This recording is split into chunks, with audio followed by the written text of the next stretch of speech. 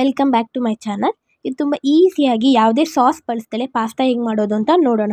ಮೊದಲು ನಾನಿಲ್ಲಿ ಒಂದು ಬಾಣಲಿಗೆ ಸ್ವಲ್ಪ ನೀರು, ಸ್ವಲ್ಪ ಉಪ್ಪು, ಎಣ್ಣೆ ಹಾಕಿ ಚೆನ್ನಾಗಿ ಕುದಿಸ್ಬಿಟ್ಟು ಮ್ಯಾಕ್ರೋನಿ ಪಾಸ್ತಾ ತೊಗೊಂಡು ಚೆನ್ನಾಗಿ ಬೇಯಿಸಿದ್ದೀನಿ. ಈ ರೀತಿ ಬೆಂದಿರಬೇಕು ನೋಡಿ, ಸಾಫ್ಟಾಗಿ ಬೆಂದಿರಬೇಕು. ಜಾಸ್ತಿನೂ ಸಹ ಬೇಯಿಸೋಕೆ ಹೋಗ್ಬಿಡಿ, ಯಾಕಂದರೆ ನಾವು ಫ್ರೈ ಮಾಡಬೇಕಾದ್ರೂ ಸಹ ಬೇಯಿಸ್ತೀವಿ.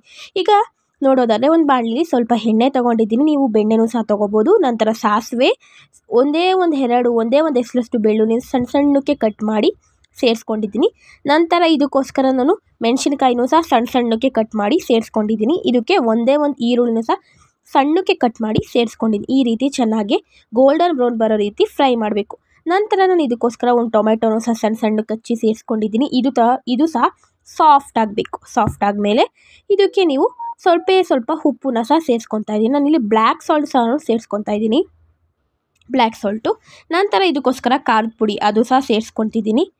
ಈ ಖಾರದ ಪುಡಿ ಆದಮೇಲೆ ಗರಂ ಮಸಾಲ ಅದನ್ನು ಸಹ ಸೇರಿಸ್ಕೊಂಡು ಚೆನ್ನಾಗಿ ಮಿಕ್ಸ್ ಮಾಡಬೇಕು. ಚಾಟ್ ಮಸಾಲನೂ ಸಹ ಸೇರಿಸ್ಕೊತಾ ಇದ್ದೀನಿ. Dry mango powder complete optional, taste ಚೆನ್ನಾಗಿರುತ್ತೆ, ಇಷ್ಟ ಆದರೆ ಹಾಕೋಬೋದು. ನಂತರ ನಾನು ಇದಕ್ಕೋಸ್ಕರ ಸ್ವಲ್ಪ ಬರೀ ಉಪ್ಪನ್ನ ಸಹ ಸೇರಿಸ್ಕೊಂಡು ಚೆನ್ನಾಗಿ ಮಿಕ್ಸ್ ಮಾಡಿದ್ದೀನಿ. ಚೆನ್ನಾಗಿ ಮಿಕ್ಸ್ ಮಾಡಿದ್ಮೇಲೆ ನಾನು ಬೇಯಿಸಿರುವಂಥ ಪಾಸ್ತಾ ಇದೆಯಲ್ಲ ಅದನ್ನು ಹಾಕ್ಕೊಂಡು ಚೆನ್ನಾಗಿ ಮಿಕ್ಸ್ ಮಾಡಬೇಕು.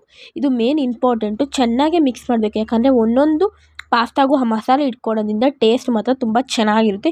ಈ ರೀತಿ ಚೆನ್ನಾಗಿ ಮಿಕ್ಸ್ ಮಾಡಿ. ಈಗ ನೀವು ಉಪ್ಪು ಖಾರ ಏನು ಬೇಕೋ ಅದೆಲ್ಲ ಟೇಸ್ಟಿಗೆ ನೋಡಿಕೊಂಡು ಹಾಕೋಬೋದು. ಗಾರ್ನಿಷಿಂಗೋಸ್ಕರ ಕೊರಿಯಂಡರ್ ಲೀವ್ಸ್ ಎಲ್ಲನೂ ಸಹ ಹಾಕೋಬೋದು. ಟ್ರೈ ಮಾಡಿ. Thank you so much for watching. Please like, share and comment.